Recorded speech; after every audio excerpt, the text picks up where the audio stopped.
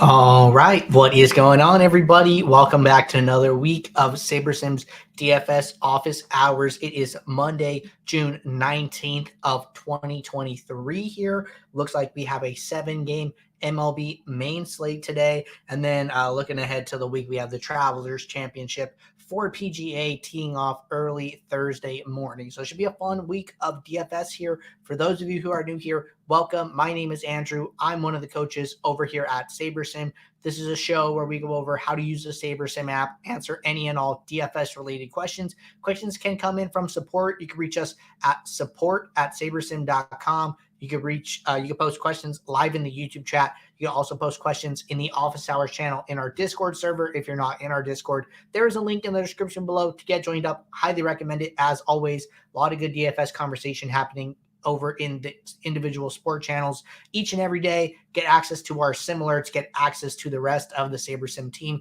beyond myself here. But for this show, we do this show Monday through Friday, 2 p.m. Eastern. Get your questions answered. But with that being said, going to get the app pulled up here. Looks like we have a few questions to get us going. Got one question from support, one in the YouTube chat, couple in the office hours channel. But if anybody has any questions that are on their mind, now is always a good time to get those in here. So I'm going to hit this one from support first. Question says, if you were to play one entry into a large field contest, would you still want to treat that lineup as a GPP where you would want to try to be different than everyone else or play it more like a cash game? Okay, so good question here to get us started. So to me, I would always play this as a GPP.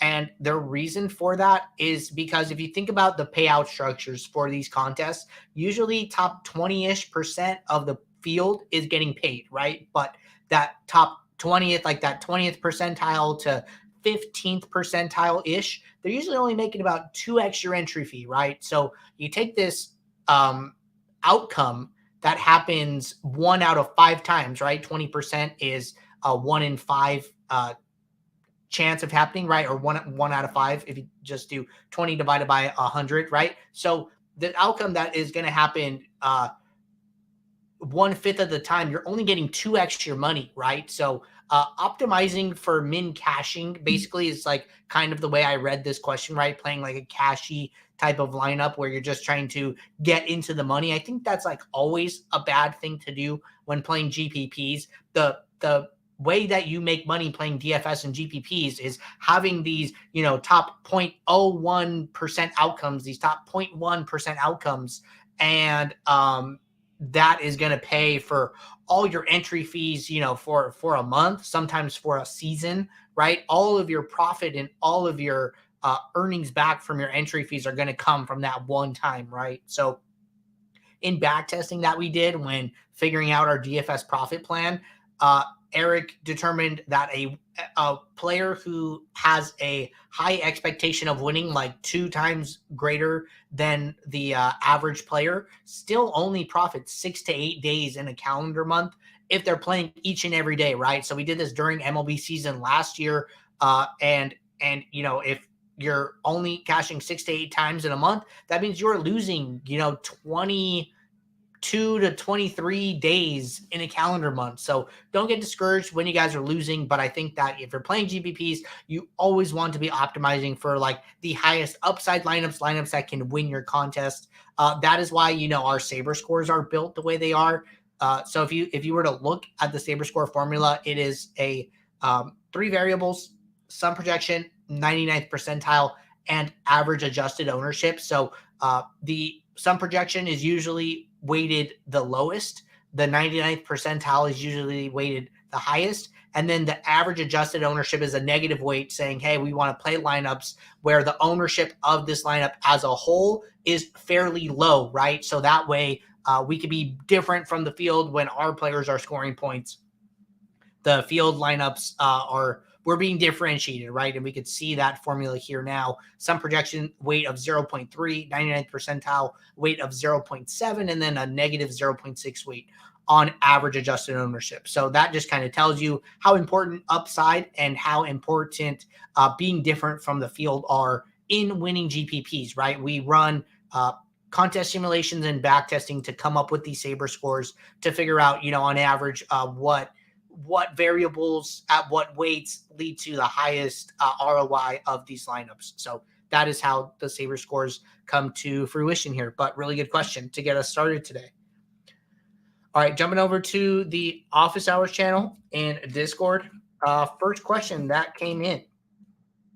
Question says, for the early slate 2 gamers, should I be running more head-to-heads since I'm usually just a cash game guy? So if cash is your game, it's really going to come down to how much bankroll you have available, right? So if you are running out of these double ups and possibly even like triple ups to play, you have bankroll left over, then yes, I would move that to head-to-heads. I would just figure out how much money you have on the slate, what contests are available.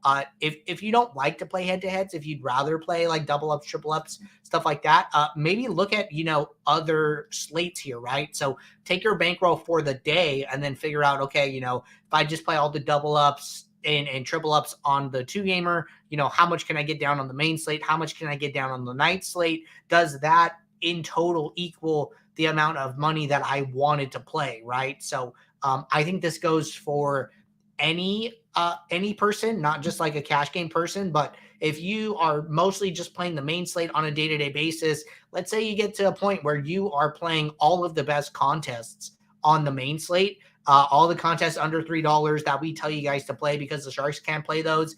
And then you're like, hey, I still have some money that I want to get down that's within my 2.5 to 5% of my bankroll threshold. I still haven't met that, right? Should I go up in stakes? I would say no, right? What I would say is branch outward, right? Don't go up and down the contest lobby, right? Stay under $3 and then go check out the night slate. Go check out the turbo slate. If you run out of contest to play there, go check another site. Go check FanDuel, right? Go play on Owner's Box. Go check out Yahoo, right? Do everything you can possibly do to get as much money down in the softest contest as possible before moving up to those flagship contests, right? And I think that, you could start to mix in some satellites.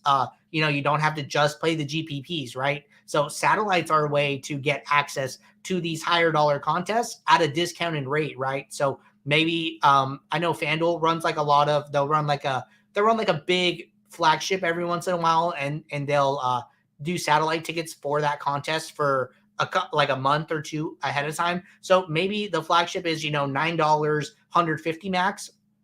Maybe you're just racking up satellite tickets, and then let's say you win enough tickets to max it out.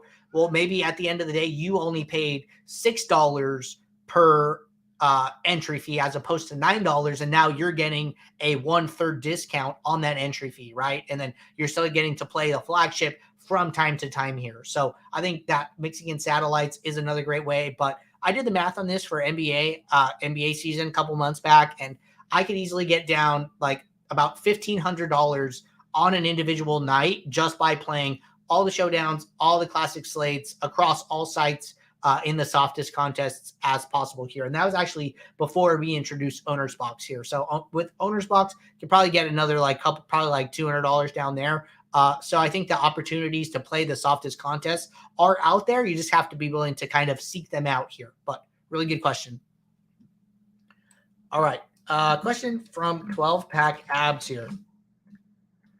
Question says, just curious, Golf Showdown defaults to 0.8 instead of 0.10. Is there a reason to avoid 0.10 builds? This is a really good question. Let's go back to the U.S. Open.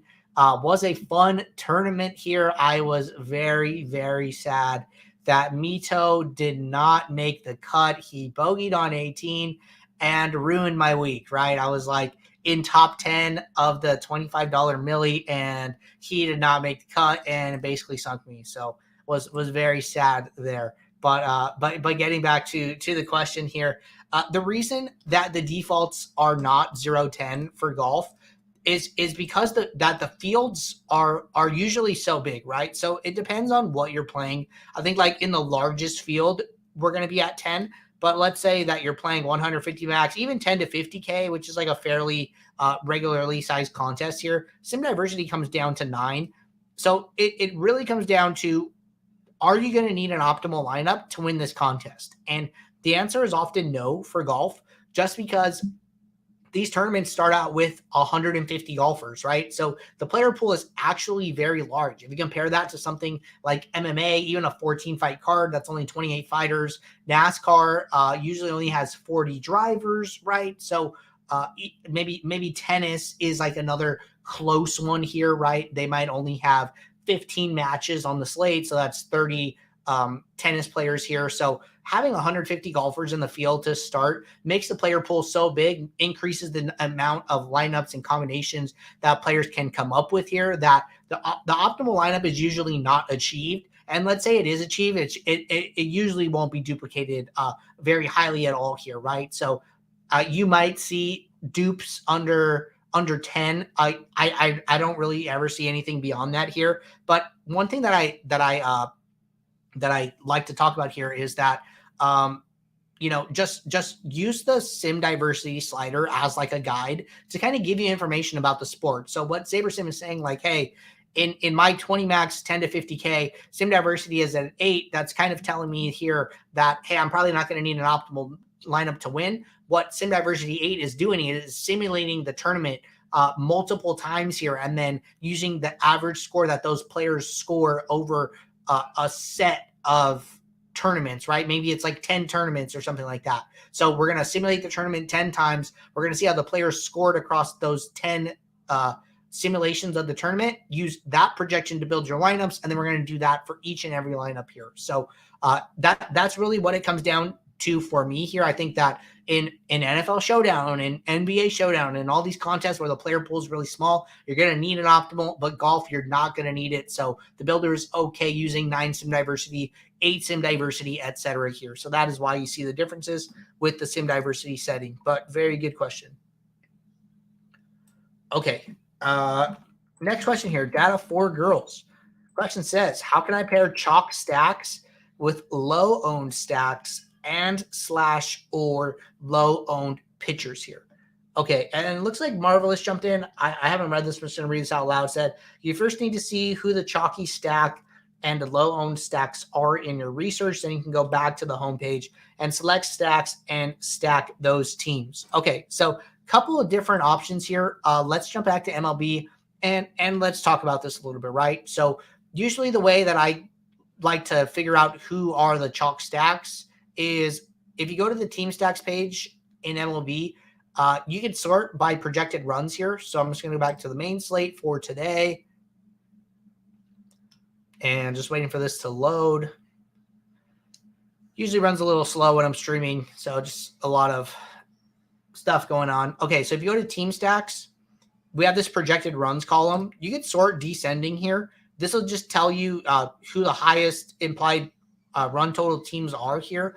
I'll usually just look at all the teams above 5 runs here. So I'm just going to write down Cincinnati, Texas, and the Cubs here. And then I'm going to go and look at the ownerships for these teams here. So I'm going to go to Cincinnati. Okay, Cincinnati's here. And page is running a little slow. I'm going to do a Control-Shift-R here. If you guys are ever having issues with the app, doing a hard reset, Control-Shift-R if you guys are on Windows, or Command-Shift-R if you guys are on Mac, just clears the cache, gives the builder, gives the SaberSim app a good once over here, and can possibly run a little smoother for you after the fact here. So just a side note there. It looks like everything is running as intended now.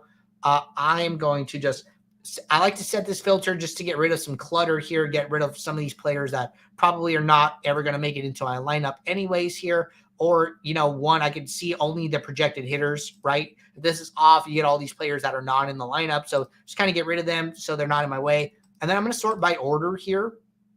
So usually what I'm doing to kind of get an estimate of how chalky I think a team is going to be is looking at like their 1 through 6 hitters here, and then seeing kind of what like the average ownership is, or what a decent ownership is here, right? So it's just an estimate. It's trying to be like directionally accurate here, but seeing how the lowest owned hitter for Cincinnati is 13% owned in hitters 1 through 6. I'm okay saying that Cincinnati stacks are going to be 15 to 20% owned here. So I'm going to do I'm just going to make some notes, 15 to 20 for Cincinnati. I'm going to go to Texas. These settings will stay if you go team by team here, so you don't have to reset it every time here. I think that's great. Probably similar here. Even their 7 hitters getting like 21% ownership here. Even their 8, 9 hitters are getting decent ownership here. So I'd say 15 to 20 for Texas too. And then if I go over to the Cubs, Cubs maybe like a little lower, maybe like around 10%-ish here. Probably like coming in third here, which makes sense. Cincinnati's 5.3, Texas 5.3, and then Chicago is a 5.1 implied runs here. So I'd put Chicago closer to like 10%, maybe you could say like 10 to 15 if you wanted to here, but not trying to be too precise. Just trying to give myself like a reference point here when diving in further here. So now I understand, who are the chalky teams, right? Kind of getting back to Marvelous's question or follow up on the question here. Just want to show you guys, how you can kind of figure out who's going to be chalk, who's not, right? But before figuring out, before being very, very deliberate about who I want to stack, I think it's probably worth coming into the post build here and seeing what these look like by themselves, right? So I want to go and look at, okay, what do my Cincinnati stacks look like? And I'm just looking at the top 20 lineups. So these 6 lineups that I'm looking at are coming from my top 20 here. So this is actually a Cincinnati 2 stack. We're taking a stand. We're like, hey, we think that, only a couple guys here are going to be good. And then you can see that we have this 2 stack with a Rockies 5 stack on the other end of this game. A lot of low ownership there. Another Cincinnati 2 stack. Here's a big Cincinnati 5 stack. You're getting to a 2 stack of the Pirates where one of those batters is 2.5%. You get into a 5% one-off here, even with chalky pitchers, right? Both of these pitchers over 29% owned. Let's go and look at another example. This actually Reds and Cubs, which we talked about here, but what stands out to me here is that we have a 6% owned Cubs outfielder, 7% owned Cubs second baseman, 8% owned Cubs third baseman here, even with all these other chalky pieces, right? But basically, I guess the point that I'm really trying to make here is that you don't have to be so different from the field in order to win these contests. You just need to be different enough, right? It really comes down to, are you different in enough spots? One, where this lineup will not be duplicated, and then 2, where this unique combination of players will help you win your contest, right? And I think that one thing that probably goes under the radar here is the type of stacks that SaberSim is going to give you, right? So this 5 stack of the Reds with the Pirates 2 stack here, it's a 1, 2, 6, 7, 8, 5 stack, right? So we are not using lineup players in the lineup 3, 4, 5, right? I think a lot of times when people are using these 5 stacks, they're using a lot of batters from 1 through 6, maybe sprinkling in, one batter from 7, 8, 9, maybe even like a wraparound. They're doing like a 9, 1, 2, 3, 4 or something like that, right? But with SaberSim, through our understanding of upside correlation, through our game simulations, we're able to get to these stack constructions that in and of themselves, you could play chalky teams, but in a way that is different from the field, right? It really comes down to stack construction, lineup construction here.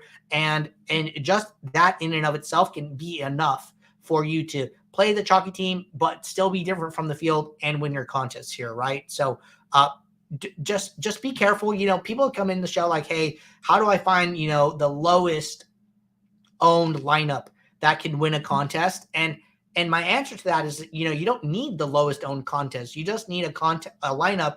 You don't need the lowest owned lineup to win your contest. You just need a lineup that is different enough from the field that can elevate you and differentiate you from those other lineups in the top 1% of your contest, right? So goal 1 is, get in the top 1% where those payouts start to increase. And then, from the 1%, there's a concept Jordan talked about in some videos in the past, is how do you differentiate yourself from the other lineups in the top 1%, right? So kind of a 2-part thing to win your contest, right? To get all the way to the top there. And then one other thing, that if the lineup set that you're getting isn't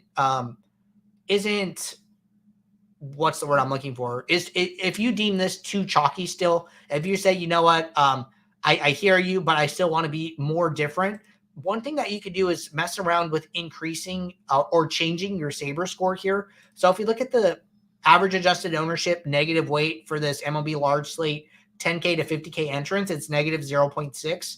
And then if we go and look at the negative adjusted ownership weight for this MLB large slate, 50K plus entries, it actually goes up, right? And it's going to go up each and every time. So if we go to the smallest large slate, it's going to be negative 0.4 weight on average adjusted ownership. And then like we just saw at the 50K plus entries, it's going to be negative 0.7. So as the size of your contest increases, SaberSim is saying that you're going to need a bigger weight on average adjusted ownership to be more different from the field here, right? But so if this is too chalky for you, maybe change your Saber score and then see what these other lineups look like, right? So we had six lineups for 30% Cincinnati in our top 20 lineups at the 10 to 50K Saber score. At the 50K plus Saber score, we actually cut our Cincinnati stacks in half here down to 15%. And then it looks like we got a big boost to Pittsburgh here. And then it looks like of our, three highest implied run total teams, Chicago is actually showing up the most now, followed by Texas, followed by Cincinnati. So a little bit reverse there, right? It's like, hey, let's play the third highest owned, and then let's play these highest owned guys, highest owned teams at a little bit of a lower frequency here, right? But if you don't want to do any of that, if you want to be more deliberate and say, I know what teams I want to play, I know who I want to work in together, what you can do, go to the home screen, go to team stacks here, and then you can control which teams get stacked together. So maybe you want to play Chicago and some low-owned team together in the team stacks tab. You can just click this drop-down arrow. It'll show you all of the possible team combinations here. And then you can just increase the stack percentage for that team. Just know that this is going to be a pool percentage here, right? So if you do 20%, that means 20% of the lineups in your pool as a whole will be, Chicago plus Colorado or Chicago plus whatever team that you want. So I would do these like pretty low here because maybe you're only playing 20 lineups, right? You don't need 100 of your 500 lineups to be Chicago plus Colorado stacks. So I think even small percentages here, maybe like 10% is more than enough. You're going to have 50 lineups to choose from. And then I'm pretty sure you're not going to want to play all of those stacks together, right? So maybe you do 5% and that gives you 25 lineups. You play, maybe 5 of those for 25% of your 20 lineups here. So don't be super aggressive with these team combinations here. I would just say, nudge the builder and give yourself some options. But beyond that, what I think you could do to mix in your pitchers is you can do a group rule. And what you could say is group rule type group selection method manual. And then you're going to say if at least blank, then use at least blank. So what you're going to say is if I'm using at least, let's say 3 players from Cincinnati here, we're going to use, any 3 Cincinnati batters. You could say then use at least 1, and then you could do like your low owned pitchers that you talked about, right? And maybe you come to pitchers, maybe you sort by ownership, and then you have some pitchers in mind that you want to play. We'll use like Michael Wacha, Andrew Heaney. So what this is going to say is like, hey, if I'm using at least a 3 stack of Cincinnati, I want to use at least one of these 2 pitchers that I have selected. So this is a way to be very, very particular. I think the if-then rules work better than the use rules. So if you do use rather than if-then, this is going to make sure that 100% of the time this happens, right? But if you use if-then, this is going to be when the builder determines that Cincinnati is a good stack, then it's going to need to make this adjustment to the lineup. So you're not getting like the full sim output, right? Maybe the sim wanted to use a different pitcher, but you're saying, hey, I want to use this pitcher instead. I think that if-then rules are a little less restrictive on the builder, so I'm okay with this in general. But if you wanted to be that particular, I would use rules like this, and you could use as many as you want for as many teams as you want, right? Maybe you use this one for Cincinnati, you go and do one for Texas, you go and do one for Chicago, and then you just do the rule for those teams over 5 implied runs here. All right. Really good question there. That gets us through both support and the office hours channel in Discord. See quite a few people tuning into the show. Hello, everybody. Happy Monday. We are jumping over to the YouTube chat now. Looks like we have 2 questions at the moment. If anybody has anything on their mind, question that has been in their mind that they just haven't asked yet, now is a great time to get that question in. Chances are somebody else has that question as well here. But first question from FV.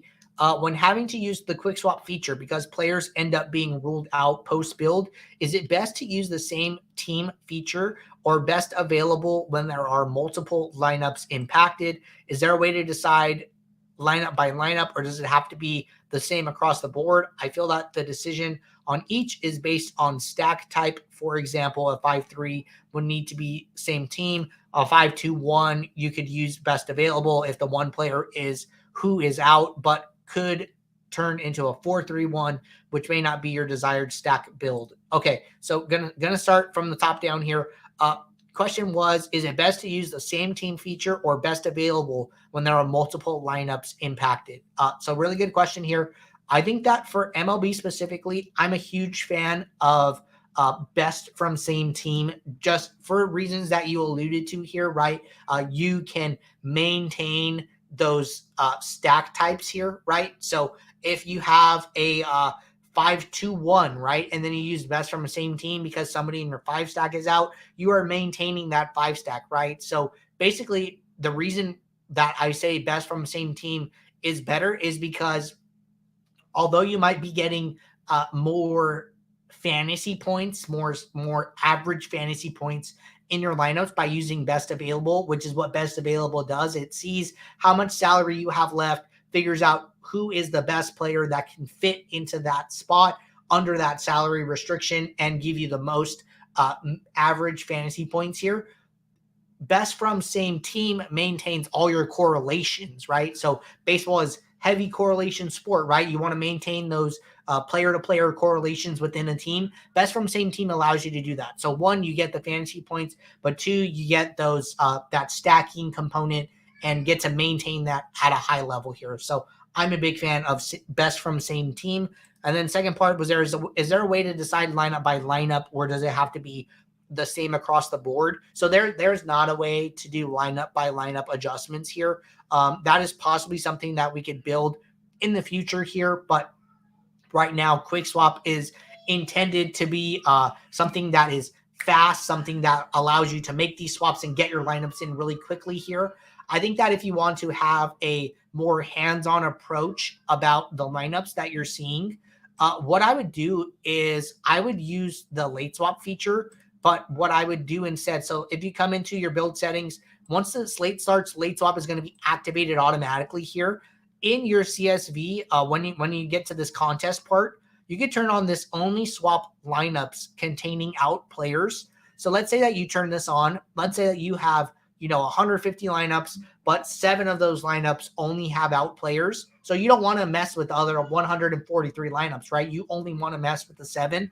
Turning on this feature, if you go back to settings, it will recognize how many lineups have out players and then only swap those, right? So I think that this is actually a great way to have a further hands-on approach to the lineups that you're swapping, and then separate those from the rest of your set. That you could figure out, what are the new stack types, what do these lineups look like? Do they look like what I want them to look like, etc. here. So I think that if Quick Swap is not getting the job done for you, using the late swap, swap only lineups containing out players feature, toggling this on is your second best option here. So I would mess around with that and then see if that can help you out. All right. Next question from Neil. It's our last question at the moment, everybody. Neil said, can you show me how to use post-build? I feel like I'm doing too much when building lineups here. Okay. Yep. We can totally talk about that. Just one thing that I did want to point out over on the YouTube channel here. If you go to playlists and if you go to how to beat MLB DFS in 2023, one of our more recent videos here released in the last month is called Watch a SaberSim Coach Build Winning MLB DFS Lineups. This is a video where Jordan walks through his MLB process from start to finish here. He basically narrates the entire time, talks about all the different pieces of his of his process. I was actually blocking the video here with the comment, so I just turned that off. But this watch a SaberSim coach build winning MLB DFS lineups, I think is a really good place to start. If you think you're doing too much, if you don't know what to do in the post build, just simply watching somebody else do it here, which is what, why you asked the question, why you want to watch me do it. But I think that Jordan does a really good job of explaining it here in this video. So if you want to see, somebody else besides me do it after this segment here, I think that watching Jordan do it as well is a great option here. So I'm going to jump into the post build here, and really I'm not trying to do too much, right? When I come into the post build, or when I want to decide, who to make a stand on, etc., I like to keep my personal adjustments to the builder somewhere between, I'd say anywhere from like 1 to 5 adjustments, right? I don't want to do too much ever here. I might have a take on the slate. I might want to do some things, but I never really want to have more than 5 things to do here. That's like specifically related to like teams and pitchers and exposures and stuff like that, right? But first thing that I always like to do, come in here, adjust my min uniques. This is going to increase my player pool. So at 1 min unique, you can see that my player pool is 60 players. At 5 min uniques, my player pool is 83 players. So what this is going to do is it is going to make sure that there are a certain amount of players different from every other lineup in your set here, right? So we have 20 lineups at min uniques 5. What the builder is telling me is that, hey, all 20 lineups that you're seeing have at least 5 players that are different from every other lineup. That is why we skip lineups here. That is why our bottom lineup is not number 20. It is number 36. So the way that SaberSim works, by building you a big pool of lineups, this allows us to sift through this pool and find the lineups that we want to play, rather than just giving you 20 lineups saying, hey, these are your 20 lineups, and then this is what you got. No further really adjustments from this point, right? So with SaberSim, a lot of the work that you do comes into play in the post build. This is to let the builder do what the builder does best, building your lineups, looking through the sims, figuring out the best combinations for you to play, and then building your lineups from there, right? So we let the builder work, and then we come in here and do any risk management, fine-tune adjustments from there. So I'm somebody who likes to set my min uniques to about half. One thing that Jordan likes to talk about a lot is that he will basically max out his min uniques and then do 1 less than the max. So right now the max would be 7 here, because at 8, you can see that the lineups, the number in parentheses is the number available. So there's only 16 lineups that have 8 players different, and we need 20 lineups, right? So if we go down to 7, we can now get to our 20 here. And then he would do 1 less than that. So he would do 6 in this case. I've seen slates where, it's probably due to the slate size here, only 7 games. When we have these big slates, these 14-game slates, you can get to min uniques 8, you can get to min uniques 9. So this number changes, right? But as a default, I like to go to 5. One thing I like to do personally here is look at my stack types first. So getting to a lot of big stacks here. Let's say that I don't want to play less than a 4 stack. So I'll just turn my 3-3 stack to 0 here. That was showing up on my top 20. Builder will make an adjustment. I'm going to go over to team stacks here. Excuse me.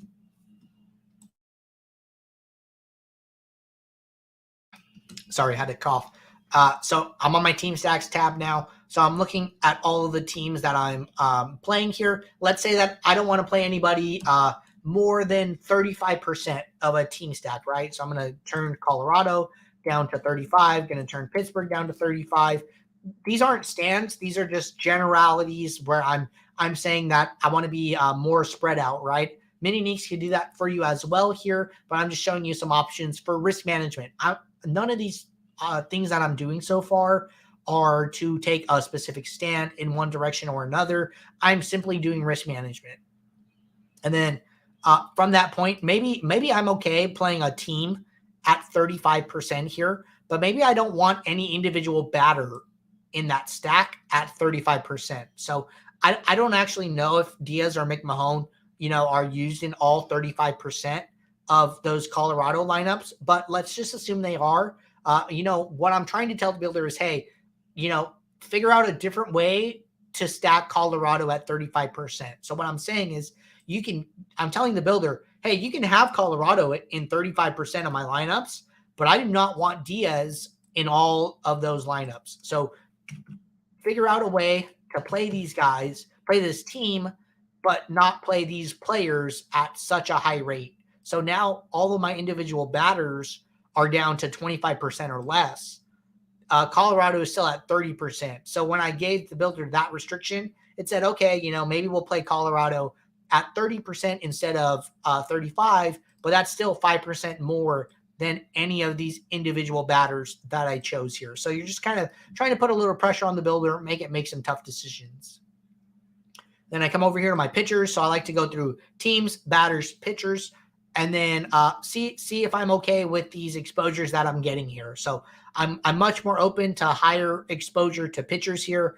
Frankly, I wouldn't mess with this. This is totally okay to me, right? So getting some exposure to these guys that are generally fairly chalky here. Corbin Burns, James Paxton, still getting them less than 2x their ownership here. So we're getting some positive leverage, but we're not getting like outrageous amounts here.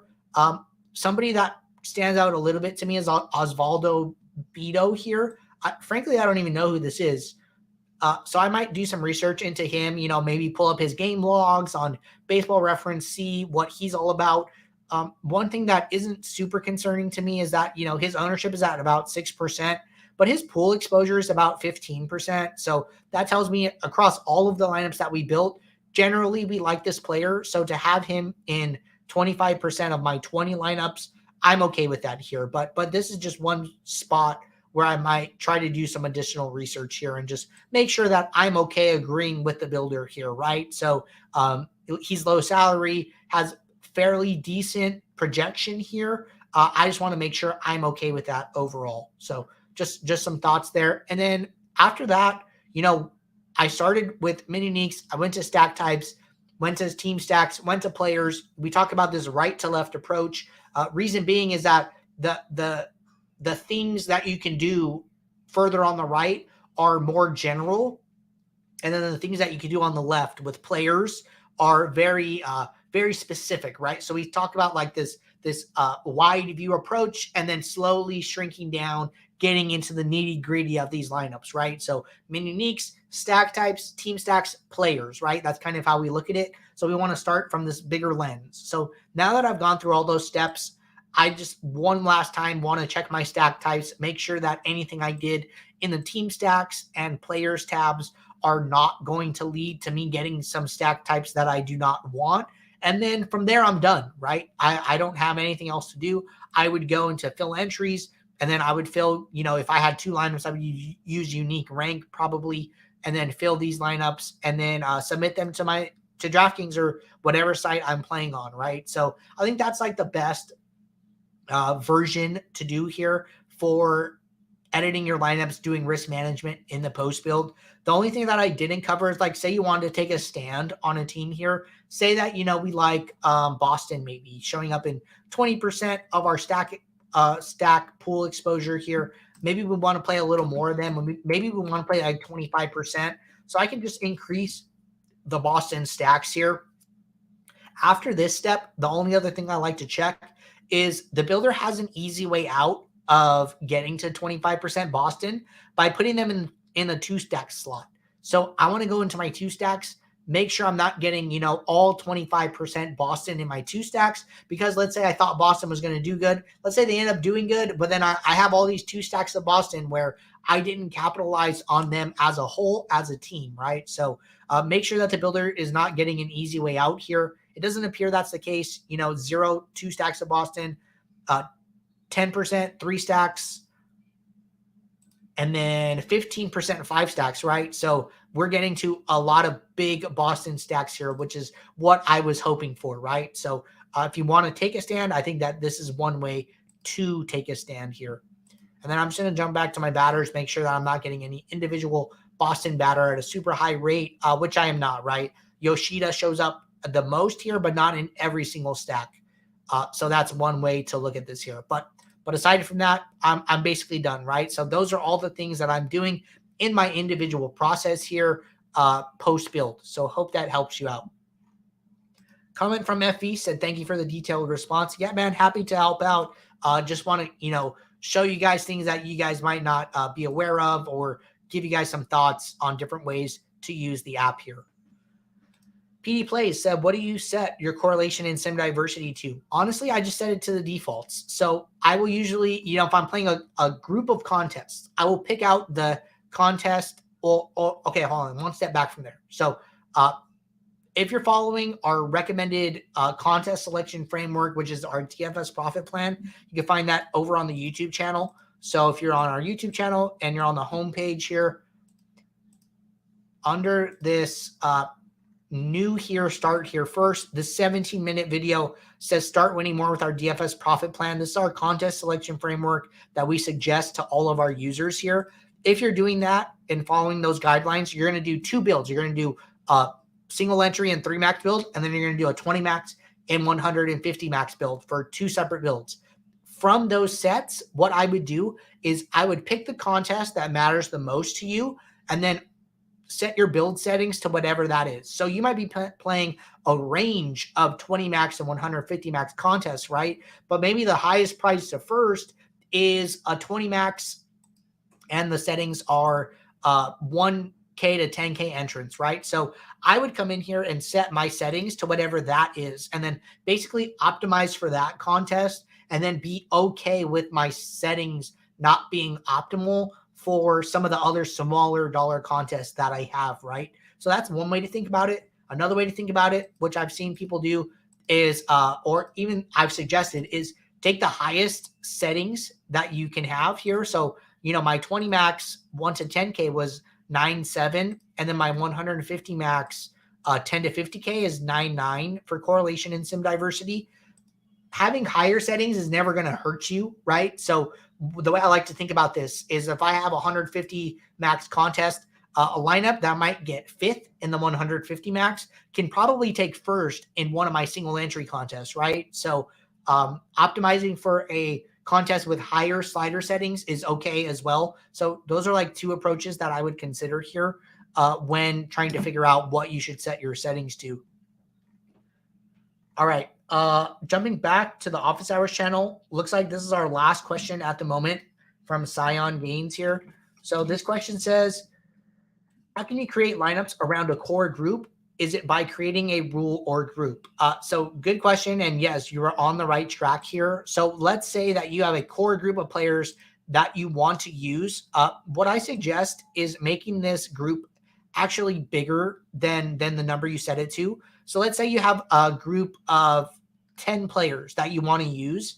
Set this to use at least 3, and then put all 10 of those players in this group. And then maybe it's 1 through 6 from Cincinnati, and it's 1 through 6 from Texas, right? So you're just going to use the highest implied run total teams here. So I'm going to check in all these Cincinnati guys. I'm going to check in these Texas guys. And then I'm going to tell the builder, use at least 3. So what I'm trying to say is like, hey, I'm trying to give it a bigger group to choose from, and say, select a smaller minority from this group here, right? So I'm not saying use, these 3 players in every single lineup.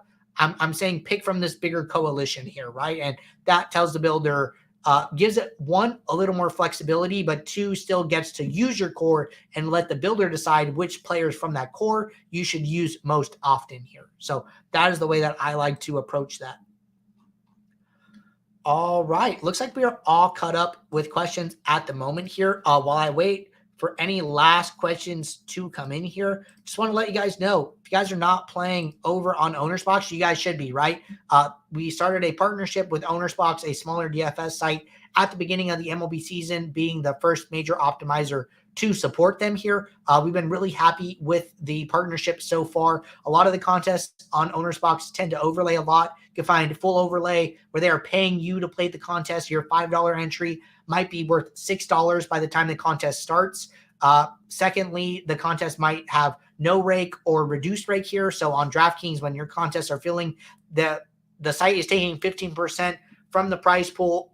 So that is 15 percentage points that you have to earn back. If you can find reduced rate contests where they're taking, 2%, 3%, that is percentage of ROI that you do not have to earn back once you get past that 3% threshold, that is now money in your pocket here. So also the contests, the user base is not going to be as sharp as what you're going to find on FanDuel, Yahoo, or DraftKings just because of the prize pools here. But I think that, as the site continues to grow, as we get into NFL, NBA season, I think that, more and more users are going to start playing over on this site here. So take advantage of it while you can. And then lastly, if you use promo code SABRE or SaberSim when you sign up, you get a $500 deposit bonus. And then we will also track your entry fees here. You can earn free months of SaberSim just by playing on the site here. So each time you hit one of these entry fee thresholds, we will reach out to you and tell you, hey, you've earned a free month of SaberSim. Do you want to cash in on it? If you cash in on it, we will reset your tracking to 0,